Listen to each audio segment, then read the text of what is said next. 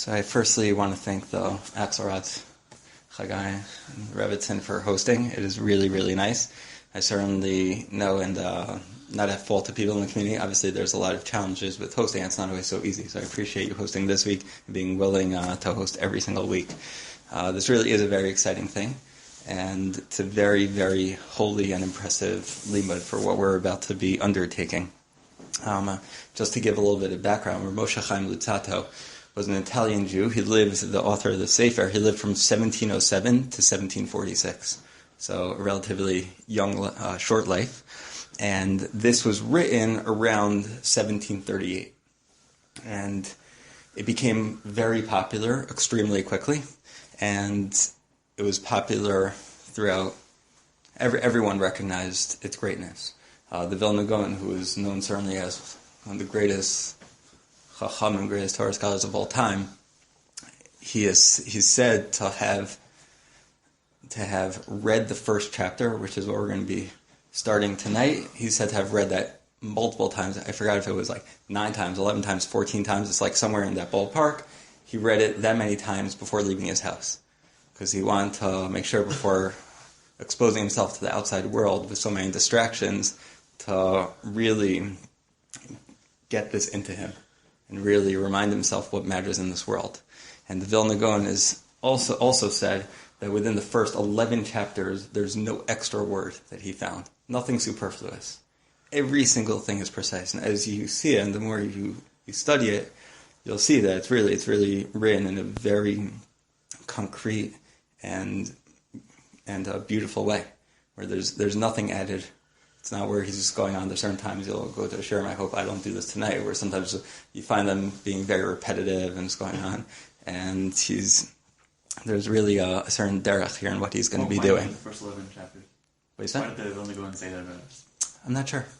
I just saw that he said it regarding that. I'm not sure what added word is in the 12th chapter, but certainly there's a certain like Ruach HaKodesh in a certain sense to the way this was written, and certainly him showing that the Ramachal is an immense Talmid Chacham that he himself wanted to learn from. And it happens to be that I was contemplating whether to begin with the introduction of the Sefer or begin with the first chapter. The introduction is actually known to be one of the most famous introductions to any Sefer. I'm not going to be starting with that, because I felt that if we were to do that, certainly it would be a number of weeks doing just the Hakdama. And I want to partly start with the meat and potatoes, but I plan on right now starting to give you an overview of what he says in the introduction, the main points he says, so that you understand why it's important. Do you know if it's been published in English? It has been. Oh, that has. It has been. This has the English here. It's by a lot of the main Jewish publication houses. They have it in English. You could even find it online if you go to safaria.org. There are ways to find it. I'm happy to send to you afterwards. So one of the things he says in his introduction, which is not in front of you, but one of the main things he says, he starts off in a very humble way, and he says, there's nothing I'm writing here, and everything we're going to learn now, there's nothing new. There's no chidushim involved. Every single thing is something you probably know. Now, interestingly, on the commentary there, some of the commentators point out that he's referring to like Talmidei Chachamim. The average person will find many chidushim in what he says. But certainly it's a very humble thing to say. But he states that because he says, so why am I writing the book if there's nothing new here? He says the goal is for a person to constantly review these ideas. And he writes, you shouldn't just, and this wasn't because he wasn't getting money every time someone read the book, but he was saying the goal is for a person to work on one's midos, is to constantly review it, to go over and over and over it. He laments the fact that on the one hand, you had, at the time when he was writing this in the 1700s, there were tremendous Talmidei Chachamim who were not learning Musar and were not working on their character development. And he said it was a shame. And on the flip side, you had people who are Amaratim who were working on their character development but weren't like appreciating Torah for what it is. And he said the goal is for everyone, all Jews, to be able to to elevate themselves through the study of Musar. And one of the reasons also why this Sefer became so popular is because Rabbi Salanter, who was born, I believe, in 1801, who founded what's known as the modern-day Musar movement, to bring the concept of Musar, which is basically working on one's midot, to bring that into the yeshivas. And he stressed the learning of this Sefer. So throughout European yeshivas, they were learning this Sefer, and so certainly it has been passed down to learn the Sefer. He basically is not going to be given doesn't start with the first chapter. The first chapter, in a certain sense, even though it's not an introduction, it's basically the foundation of a person's goal in life and the challenges one faces in life. But then he goes on to explain different levels and steps that a person has to take as a human being to perfect oneself. And this is all based on a brisa from Rav Pinchas ben Yair, which he explains at the end of the introduction, and he says basically, Torah, Mevieli de Zahiras, Torah, the study of Torah brings a person to being careful, to vigilance. Zahiras, Mevieli de Zrizos, and goes on with all the levels that we're going to be learning together over time. So with that introduction, let us begin.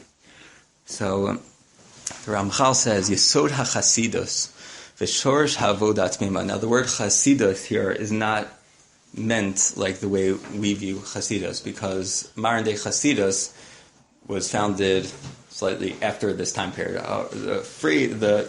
The statement of Chassid is someone who's a pious individual, someone who in a certain sense goes lifnei mishras hadin, who goes above and beyond, certainly someone who's very meticulous and careful about everything that they do when it comes to all areas of Judaism. Now, I'm sure that the Hasidim, that we know as Hasidim, call themselves that because of that concept, that they want to view themselves as people who go above and beyond, who are extremely careful and meticulous. But it's not necessarily where one automatically connotes the other. So the foundation of piety, the shorsh havoda, and the root of havoda tmima, of perfect service of Hashem, hu she'esbar v'yis'ametz eitz al adam, ma chavasa ba'olamo, ulamat tzar she'asem abaso b'gamasa b'chol asher mel kol yimei chayav. Says the root of a person as a Jew, when it comes to serving Hashem, a person has to know why they're here in this world. What am I doing here? That is one of the biggest questions that plagues people, and psychologists and psychiatrists have made billions of dollars because of that question. Why am I here? The search for meaning. Viktor Frankl's Man's Search for Meaning, and others, but when a person feels as if they're just moving, as if things are just going, and they stop to think, it could scare them. That thought of, what's all this about? Why am I working? Why am I getting a job? Why am I having a family? What's the purpose of these things? And so why am I focusing, and what should I focus on, even more importantly, in this world? And the goal of what he's going to set is the idea of thinking about prioritization. Because we oftentimes, myself and I think about this a lot, we oftentimes have a lot of things going on in our lives. And the question of how we should prioritize things is something that is really, really essential to how we want to view our life, how we want to live. Because if let's say I'll use an example, I happen to enjoy playing music, and so I also enjoy learning Torah and also view Torah as a tremendous value. So if every night I'm going to start off and always play a lot of music, and if I have time I'll learn a little Torah, then that shows a certain prioritization. Well, if I always I'm going to learn a certain amount of Torah if I have time, or if I want to make sure to make time for music. So that it's different. A person has to think, and you have to be thoughtful at first to know, what am I doing here? Why am I here? And with knowing why you're here, then you're able to think and be able to focus on what really matters. And he continues, and that which our chachamim teach us,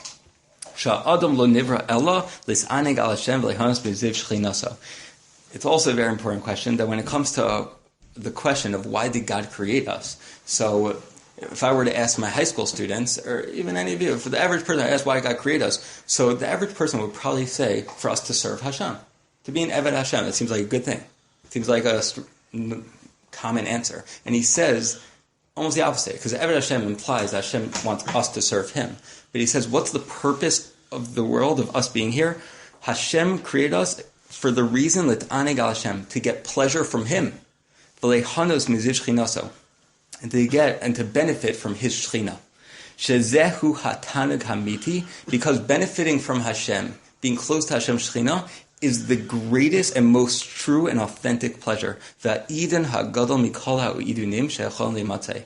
And it's the greatest pleasure that anyone could ever find. You could search, and he's going to discuss certain pleasures that, or the concept of people seeking different pleasures, but he says everything else falls to the wayside.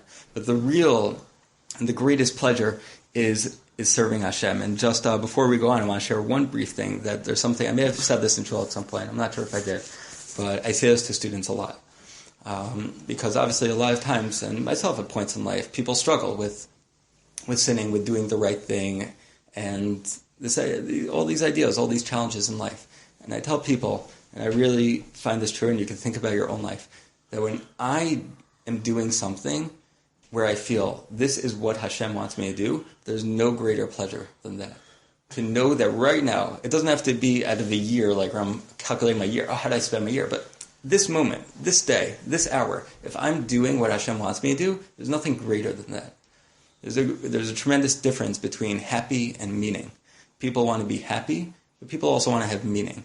And watching a Super Bowl is something, and I did watch the Super Bowl, but I'm not giving I'm giving most of it to myself in a certain sense, but there's something that, it brings happiness, it's fun. But it's not meaning. It's about recognizing what is meaningful. And when someone has meaning, that is much more important for a person's character development, for a person's sense of self and self-value. And he says, it's true, of course, that we're here to get benefit from Hashem, but he says, where do we get benefit from Hashem? Umekom ha'idon hazet, where do we get this pleasure? Be'emes, the real pleasure of this, hu ha'olam haba. The real pleasure for getting close to Hashem, for feeling the real Shechina, is in Olam Haba. Ki hu hanivra be'achana mitzarechas l'davar hazeh. Because we are here in order to prepare ourselves for that. To prepare ourselves for Olam Haba. And he's going to go on to explain certain mashalim. Now, there's a story related to Rav Aaron Kaller. Rav Aaron Kaller was fundraising for the Lakewood Yeshiva, and he went to the Balabatim, some of the wealthy individuals, and he said to them, you should know that if you support the yeshiva, the dollars that you're contributing to our Torah learning gives you the same schar as us who are learning Torah. We're on the same playing field. It's like Yisachar and Zvula. So one of the people came up to the Vilna Gaon afterwards and he says, you realize that if we're actually getting the same reward, then I feel almost bad for you because you're sitting there, you're learning. I'm the one who has a lot of money. I'm the one who's enjoying life. And Aaron Kaller basically said to him, I actually feel bad for you because I'm actually the one enjoying life. Sitting and learning Torah is my enjoyment of life in this world, and I'll also certainly, as Hashem, will get the benefit in Olam Haba. So there is a tremendous pleasure in just learning and getting close to Hashem. This idea of life being preparatory for Olam Haba is not universally held as a universal Jewish philosophy, right? There are different approaches to that. This idea that the world is just a prose door, just a portal to the world to come. And others hold no, the Iker Zach is meaning in this world. I don't think he would necessarily deny the fact that a person shouldn't take certain benefits from the world, or a person can't find meaning in this world, but the meaning that we get from this world and how we use the world, he's going to say, is for the purpose of serving Hashem, which is the ultimate goal, is for Olam Haba. He's going to decide, he's not out to say that when you do any mitzvah, anything you do, all you should think about is, I'm doing this for Olam Haba. If that's what you're saying, you're correct. He doesn't say that. He would not believe in that. But he believes certainly in the concept that the things we do are for the sake of Olam Haba, for basically, if we want to define, as opposed to saying Olam Haba, we should say a greater purpose. Now, it's not where we believe, certainly, that we're not here just for this world. Otherwise, the whole concept of mitzvahs and averos are out the window if there was no afterworld.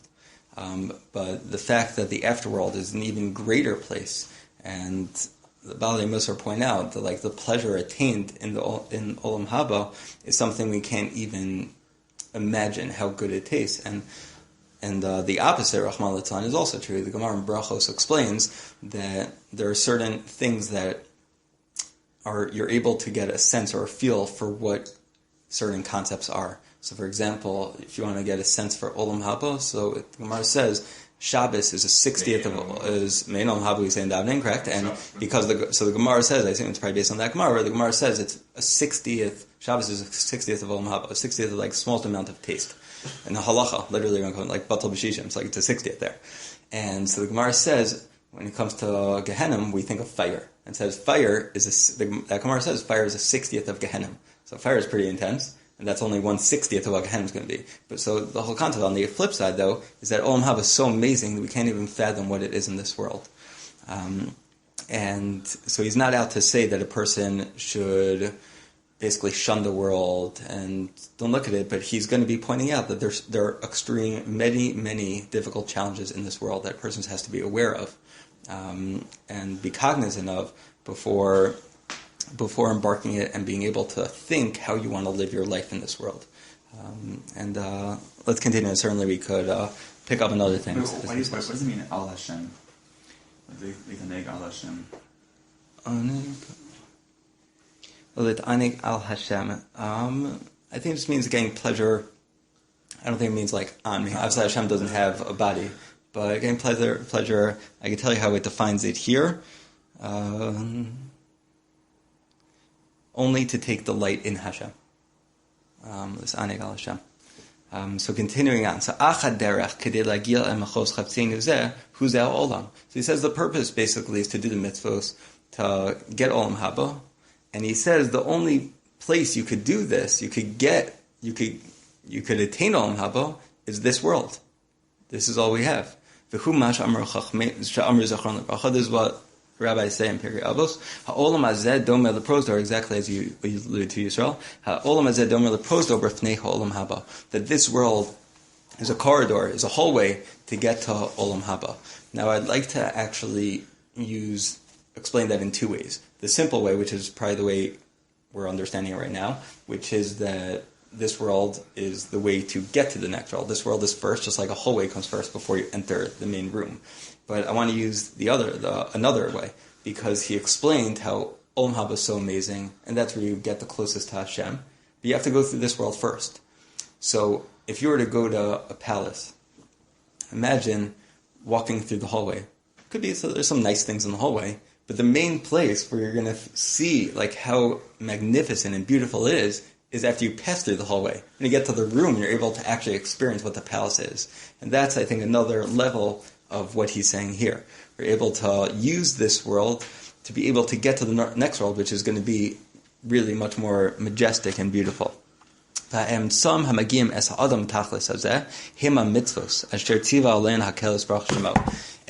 means, in order to fulfill this purpose of using this world to get to the next world, is specifically performing the mitzvos that Hashem gave us, to certainly perform the mitzvos aseh, and to certainly stay away from the mitzvos lo taseh. U'makom asiyas ha-mitzvos hu rak olam hazeh.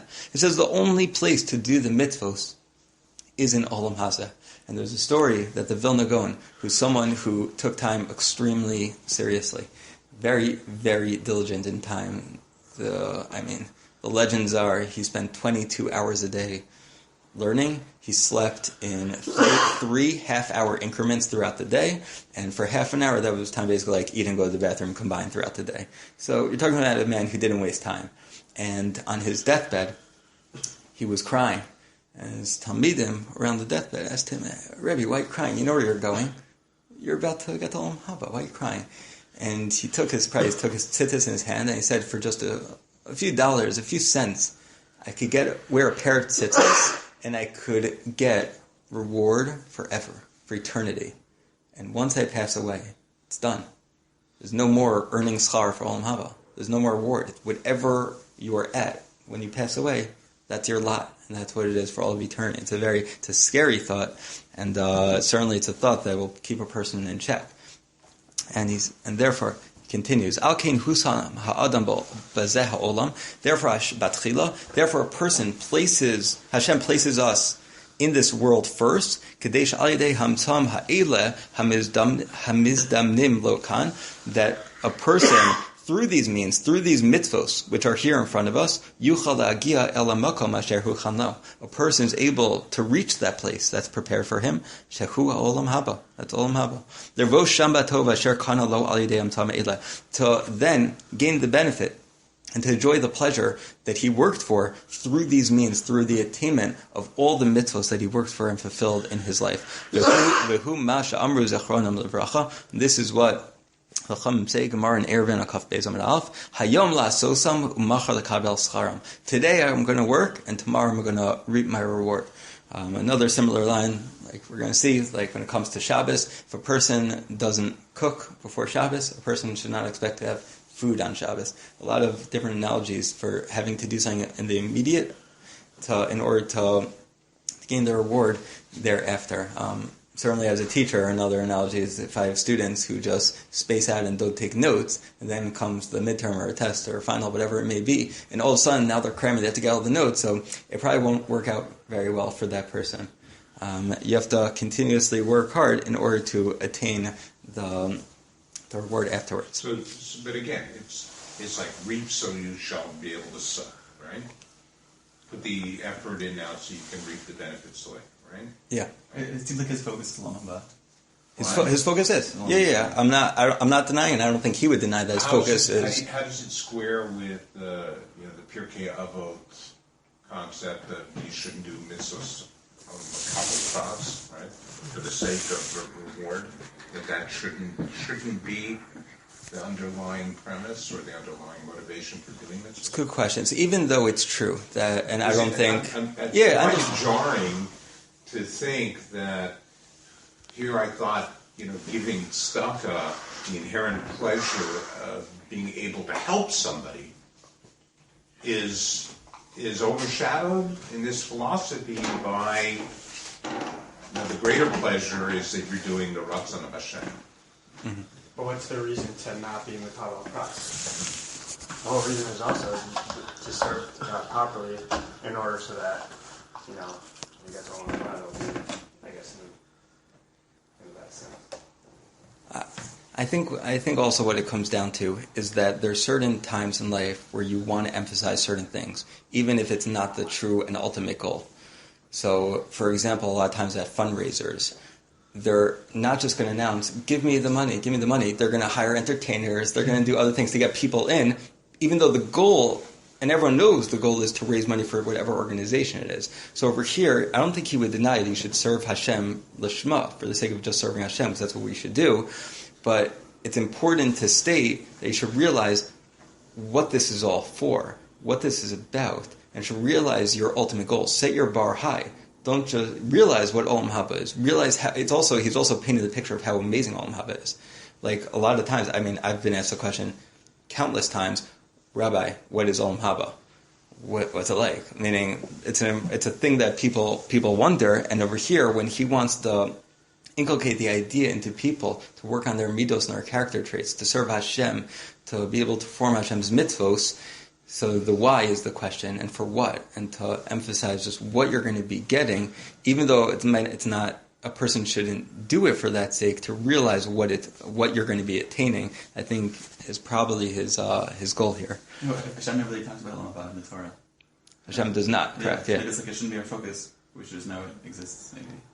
Correct, yeah. There's a lot of, there's a number of answers to the question of why Olam Haba is not discussed in the Torah. So he continues. Tistakel od badavar tira. When you look further into the matter, you'll see. Ki hashleimus hamiti hu rak hadvekus barach. And this is now leaving that idea that the main goal is Olam Haba per se. Not leaving that that's the main goal, but he's saying that within this world there's the real goal of dvekus to Hashem, referred to as like clinging to Hashem. And that's not an Olam Haba, it could be it is an Olam Haba in a certain sense, but it also could be achieved and attained in this world.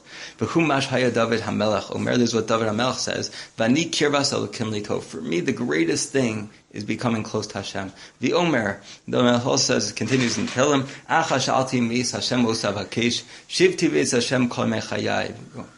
That the one thing I want, my one request from Hashem, is to sit in his house all the days, referring to sitting and learning Torah, becoming close to Hashem. Ki rak zehu hatov, because only that's what's good. That's what's real in this world.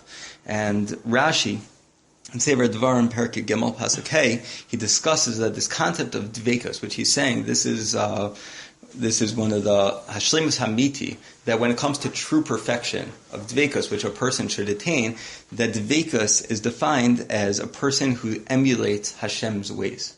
Person, mahurachum afatarachum, that we want to mimic Hashem as best as we can. And the Sforno explains a little differently. Sforno explains that a person's spiritual level is elevated by doing the will of Hashem, by doing the Ratzon Hashem. And dveikus is when a person is just basically is doing the mitzvos in order to get higher up on the spiritual ladder. And that's what dveikus is. It's not necessarily mimicking Hashem, it's doing Hashem's mitzvos.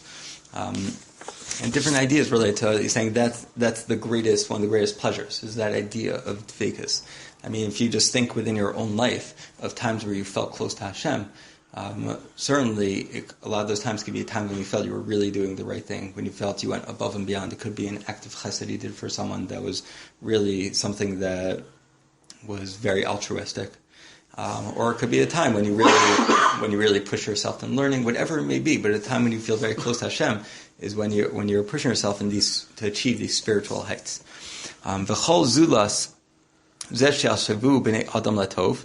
And so this is what I was going to say, where I was alluding to earlier, is that if people try to tell you other things that are great, he says, Eino ela hevel v'shavnita.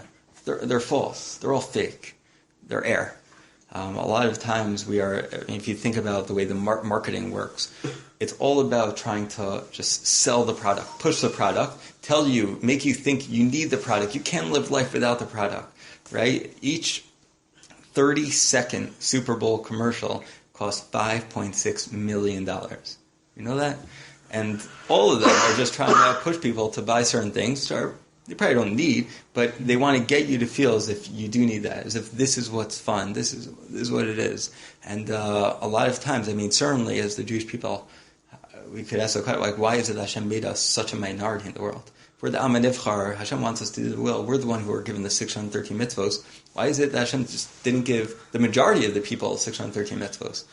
And if you think about it, within this context, it's that the way of the world, majority of the people are there and not necessarily doing the right thing. And they'll tell us that this is what you should do in life, and that's what you should do in life, and this is what will lead to happiness, and that is what's true fun and true enjoyment. But he's saying they're wrong. Don't buy into that idea. When other people tell you that something else is amazing, this is what it is, this is what life's about, don't buy into that. He says, Amnam, however, like sheyizke adam latov azos, when a person is able to attain this true greatness, this true dveikus. A person, in order to really attain it, though, you have to work hard first. It's not something that comes easily. And in order to acquire it, you have to really push yourself. You have to work hard to get close to Hashem with your good deeds that bring about this result of dveikis. And this is through doing the mitzvos in order to get to that. And it's a very, very challenging thing. I read a story about Rav Shlomo Freifeld where he was with an irreligious Jew, and he brought him to his sukkah. And on his sukkah, he had a poster of Gedolim from Europe. And he shows this person the poster, and he says, I want to tell you about a near extinct species that these people are, known as human beings. Mm-hmm. And he's saying that when it comes to be a real human being, to be a real person, is to be able to master this, to be able to work up the ladder, the spiritual ladder, to realize the priorities in the world, and to spend your entire life focusing on the ikar and putting away or not putting as much focus only on what's tough, on what's secondary in life. And I've heard different variations, not of that story, but stories like that, where Gedolim are referred to as like human beings, because a real human is someone who's able to perfect one's midos. And it's a very, very important thing for a person to do. I said I'm going to try to keep this, I don't want to say short per se, but to around half an hour. I think if we go too long, I think it'll be somewhat too difficult to continue every single week. But Bez Hashem, half an hour a week, I think, or so, should be good for us. So thank you so much for coming. Bez Hashem, we'll continue where we left off with Parak Aleph next week.